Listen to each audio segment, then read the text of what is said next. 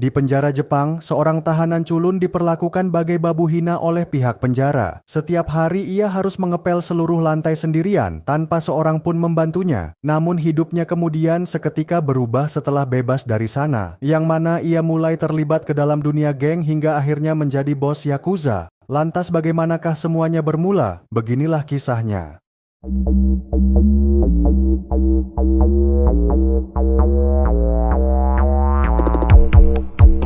Cerita dimulai di tahun 1954 setelah Perang Dunia Kedua di penjara Jepang, yang mana seorang tahanan asing bernama Nick tengah mengepel lantai. Ia kemudian secara tak sengaja menemukan napi lain telah digantung di sudut ruangan, sehingga ia pun segera menolongnya agar selamat dari kematian.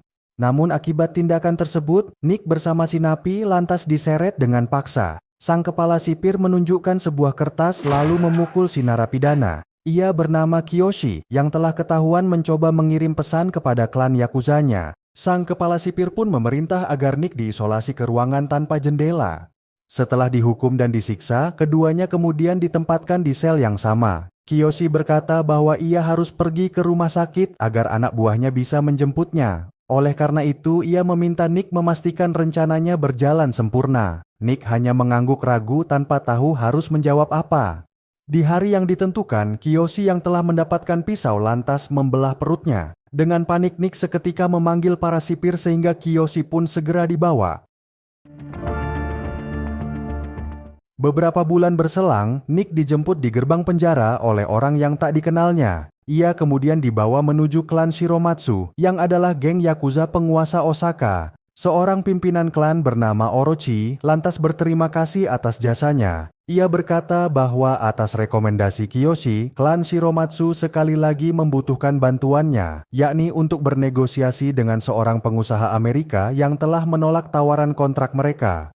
Setelah menyanggupi, Nick kemudian dihantar menuju sebuah restoran. Ia diberi beberapa lembar uang agar menyewa penginapan. Sesaat berselang seorang pelayan wanita mendekat dan menawarinya minuman. Kecantikannya membuat mata Nick berbinar penuh kekaguman. Namun ia lantas harus segera pergi demi menghindari tentara Amerika yang datang. Ketika pagi tiba, Nick dijemput oleh Kiyoshi untuk melaksanakan misi pertamanya, yakni memastikan kontrak bisnis dari klan Shiromatsu diterima bagaimanapun caranya. Nick kemudian masuk seorang diri ke dalam pabrik guna menemui pemiliknya. Ia bernama Panetti yang merupakan seorang pengusaha Amerika. Namun kedatangan Nick rupanya tak membuat Panetti mau bekerja sama. Ia malah menghina warga Jepang yang telah kalah dalam Perang Dunia Kedua. Tanpa banyak kata, Nick pun langsung menghajarnya hingga darah memenuhi meja.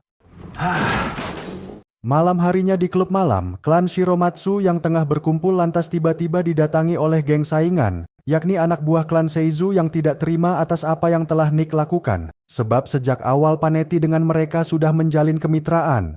Dengan menantang, Kintaro kemudian menghina bos klan Shiromatsu yang seharusnya pensiun karena sudah tua. Hal tersebut membuat Kiyoshi sangat marah, namun tak mungkin membunuhnya. Sebab kedua bos mereka dulu pernah bersahabat sebagai sesama pemimpin Yakuza. Kintaro yang terus bicara membuat Nick sangat muak sehingga ia pun langsung memukulnya. Kedua belah pihak lantas saling menodongkan senjata dengan waspada. Akhirnya klan Seizu terpaksa harus mundur dengan dendam membara. Semakin hari, kesetiaan Nick terhadap klan Shiromatsu membuat Kiyoshi makin percaya. Sang Yakuza bahkan juga menghadiahkan apartemen untuknya di pusat kota. Setelahnya, keduanya menyusuri berbagai tempat termasuk pergelaran teater tradisional, yang mana di lantai dasarnya tersembunyi sebuah tempat perjudian. Si penyelenggara yang tak pernah membayar upeti kemudian diinterogasi dengan ancaman. Kiyoshi menanyakan siapa pemilik Osaka sembari tak henti menampar. Namun si penyelenggara malah menantang sehingga Nick pun merobohkannya ke lantai. Dengan tertawa, Kiyoshi lantas langsung menghabisinya tanpa belas kasihan.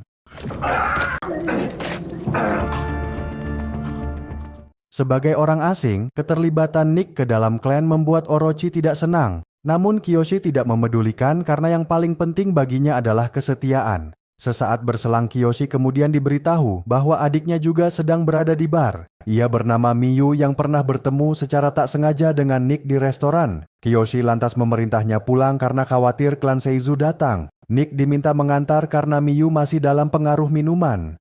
Setibanya, Nick yang sejak awal memang mengagumi Miu kemudian memuji kecantikannya, yang mana Miu ternyata juga punya perasaan yang sama, sehingga malam itu mereka pun memutuskan untuk bercinta.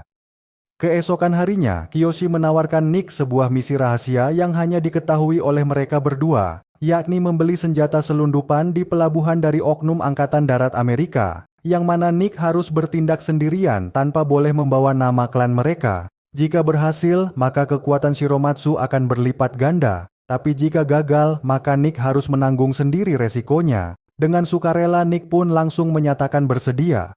Malam itu, Nick berangkat ke pelabuhan dengan mobil pengangkut barang. Namun baru saja memasuki gedung, ia tiba-tiba langsung dicegat oleh geng lawan. Kintaro kemudian menanyakan di mana uangnya, namun Nick hanya diam, yang mana mereka tetap tidak dapat menemukannya meski sudah menggeledah kendaraan. Akhirnya Kintaro menyerahkan Nick kepada bawahannya sembari meninggalkan ruangan. Di bawah todongan pistol, Nick dengan sigap seketika berhasil membalik keadaan. Ia lantas menanyakan senjata selundupan disimpan, namun mereka tak mau membocorkan. Nick pun terpaksa harus mundur karena tak mau memperkeruh keadaan. Akibat insiden tersebut, Akihiro Shiromatsu sang kepala klan menjadi marah besar, sebab kematian dua orang klan Seizu akan pasti menyeret mereka ke dalam perang. Kiyoshi dan Nick pun hanya bisa memohon ampun karena telah bertindak tanpa persetujuan. Kiyoshi kemudian mengungkapkan bahwa pasti ada pengkhianat yang telah membocorkan, sebab Kintaro tahu persis rencananya termasuk letak biasanya uang disimpan. Untungnya Nick menyembunyikannya di bawah mesin sehingga tetap aman. Untuk menghindari konflik berlanjut, mereka lantas melaksanakan otoshimai atau ritual menebus kesalahan. Dengan penuh keberanian, Nick pun memotong dua jarinya untuk dipersembahkan. Lalu ditambah dengan satu jari dari Kiyoshi sebagai salah satu pimpinan klan. Sesaat setelahnya di kota Kobe, utusan Shiromatsu kemudian tiba di markas rival mereka. Kintaro mengantarnya ke hadapan sang bos Seizu yang tampak masih muda. Dulu almarhum ayahnya bersahabat dengan Shiromatsu sebagai sesama Yakuza. Seizu pun menerima permintaan maaf mereka tanpa bicara. Beberapa hari berselang, Nick dibawa oleh sang bos Yakuza ke sebuah kuil di hutan belantara, yang mana para pimpinan klan dengan penuh penghormatan kemudian menyambut mereka. Hari ini Nick rupanya hendak diresmikan menjadi bagian dari keluarga. Shiromatsu lantas berbagi minuman dengan Nick sebagai simbol ikatan di antara keduanya.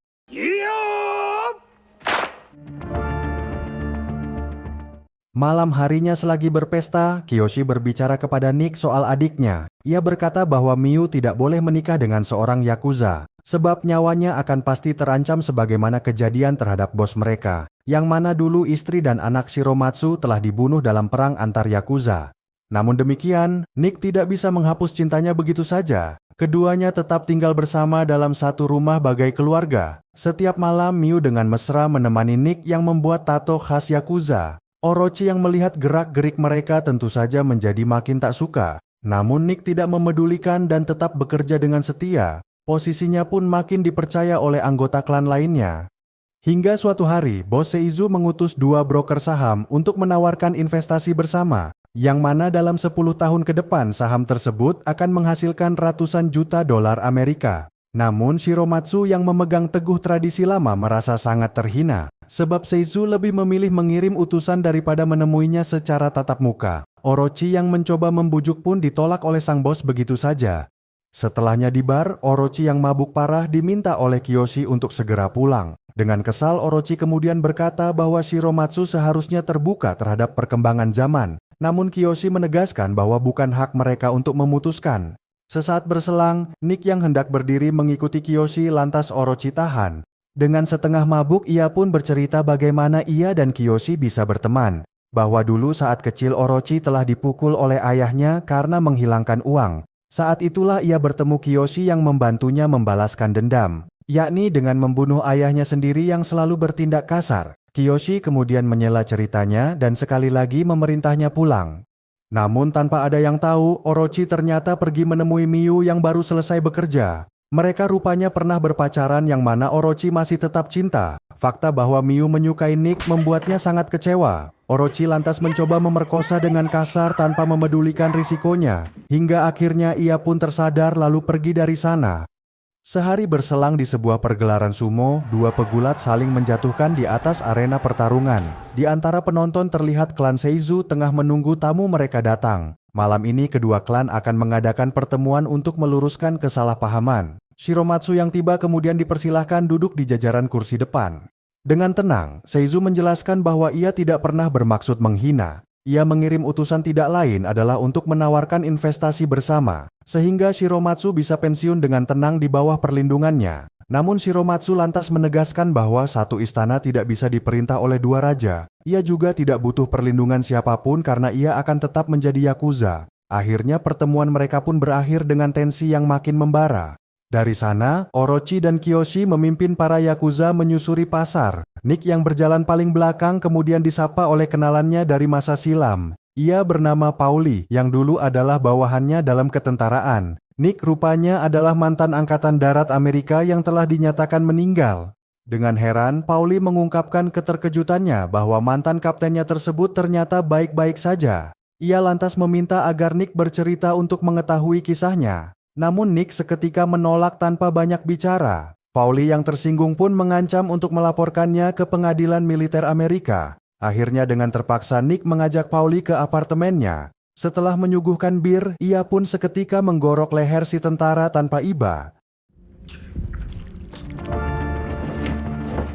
Keesokan paginya, Nick yang mengunjungi kekasihnya menjadi terkejut akan wajahnya yang memar. Dengan marah, ia pun menanyakan siapa pelakunya, namun Miyu hanya diam. Ia tidak ingin Nick balas dendam karena akan pasti menimbulkan masalah besar. Miyu lantas mengungkapkan bahwa percintaan mereka telah berbuah kehamilan. Dari sana, Nick langsung pergi menemui Kiyoshi untuk mengakui kesalahan. Ia berkata bahwa ia bersedia jika harus dihukum dengan kematian. Namun Kiyoshi malah memintanya masuk lalu menghadiahkan sepasang pedang. Ia berpesan agar Nick menjaga adiknya sampai maut memisahkan. Setelahnya di hutan, Kiyoshi membantu Nick mengubur mayat si tentara. Tidak ada lagi rahasia di antara keduanya yang ikatannya sudah melebihi saudara. Sementara itu di Kobe, Orochi ternyata diam-diam tengah bersama Seizu di markasnya. Sang bos Yakuza tampak memarahi Orochi karena strateginya makin memperkeruh suasana. Namun Orochi meyakinkan bahwa klan Shiromatsu akan segera hancur dengan sendirinya. Beberapa hari kemudian, Nick dan Kiyoshi mengantar bos mereka ke pangkas rambut langganan. Tak lama berselang keduanya yang menunggu lantas mendengar suara mencurigakan, yang mana Shiromatsu ternyata hendak ditikam sehingga ia segera dilarikan keluar. Namun mereka yang hendak pergi lagi-lagi diserang oleh Kintaro yang datang. Kiyoshi yang tertembak pun akhirnya menjadi korban tanpa bisa diselamatkan.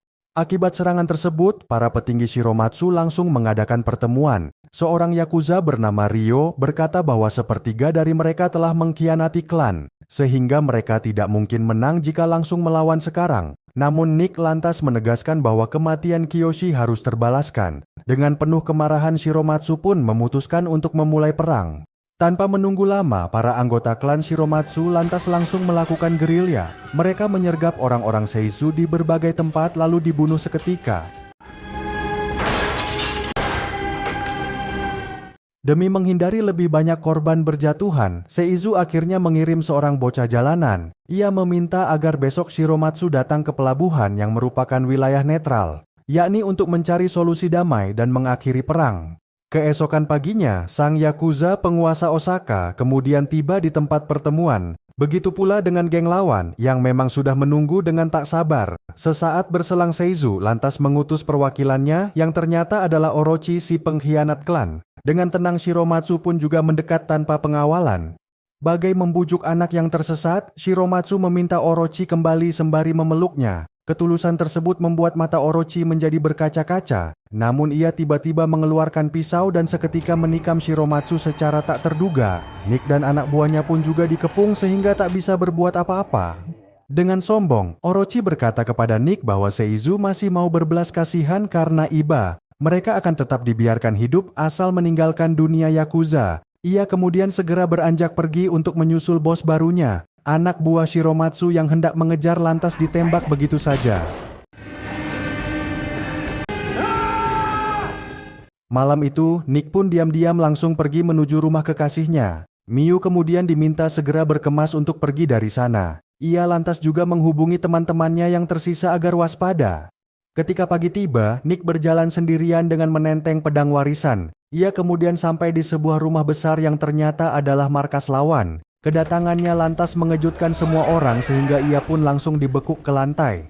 Di tengah kepungan klan Seizu, Nick dengan tegas menantang si pengkhianat untuk berduel dengannya. Sayangnya Orochi menolak dan berkata bahwa Nick tidak pantas menyandang gelar Yakuza. Ia kemudian memerintah Nick segera pergi sembari mengembalikan pedangnya. Namun tanpa banyak kata, Nick pun menebas leher Orochi secara tiba-tiba.